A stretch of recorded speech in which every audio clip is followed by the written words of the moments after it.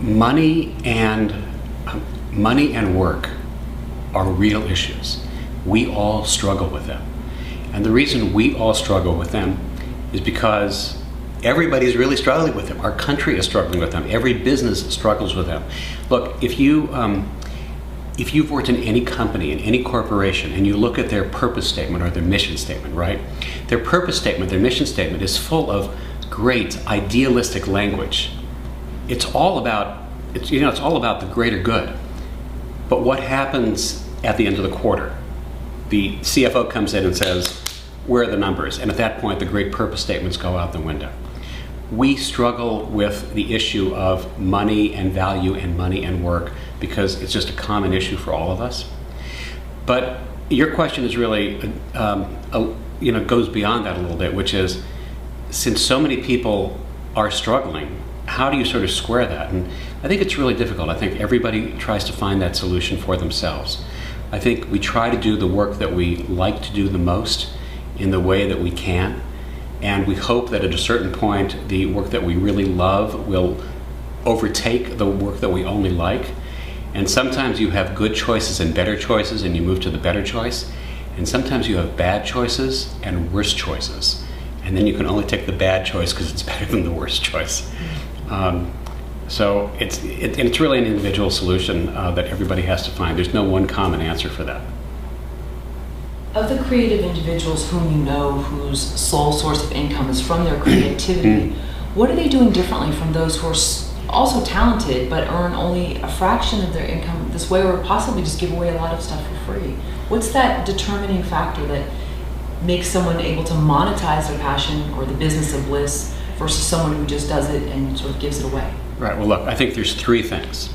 The first is one that's really unquantifiable. That's luck. It's the luck of the draw. It's being in the right place at the right time, hitting the mark, having the talent that's really going to jibe with a market or an audience need at a certain point.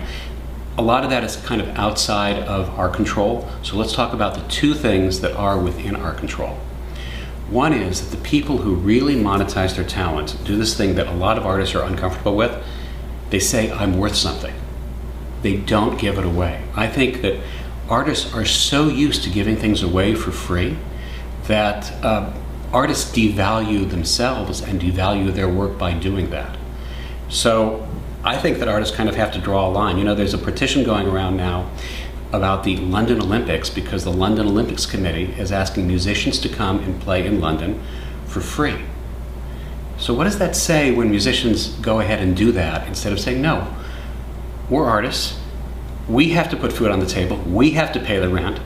So part of it is that. I think artists who really are able to continually monetize their work just draw the line, do that uncomfortable thing and say, my work has value, you have to pay me for it. They've gotten over the difficulty of asking for money, which I know is difficult. They've gotten over the difficulty of selling, which I prefer to think of as offering, but they do sell. They put their work out there. And you know, you can't really make money unless you offer something for sale. I know that that sounds kind of, like boneheaded and obvious, but it's really true. And a lot of the times that people who are creative don't just stop and think, wow, I have to offer something for sale to give somebody the opportunity to give me money.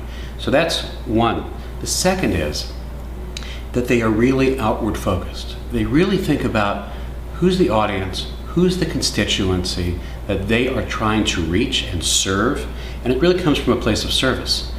And they have the ability to be hard-headed or hard-minded in their business perception and not make decisions that are solely based on their heart or their hope, but based on really looking at the marketplace, looking at the audience, looking at their constituents, looking at the facts, looking at the numbers, and saying, you know what? There's not really a big market for this thing over here. I might like to paint paintings that are 12 feet by 14 feet, but nobody can put it on their wall.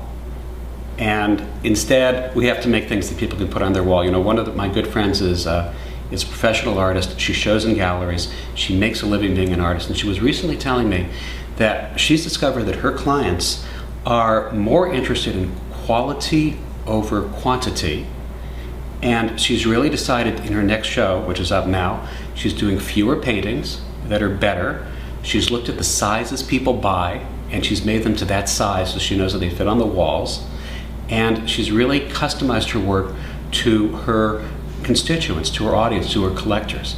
Now, does that mean that she's compromised? I don't think so. I think that she feels really happy that she's able to share her work, and she's able to get it into other people's homes so they're able to enjoy it. But it does mean that she has adjusted, tweaked her work, as it were, for her constituents.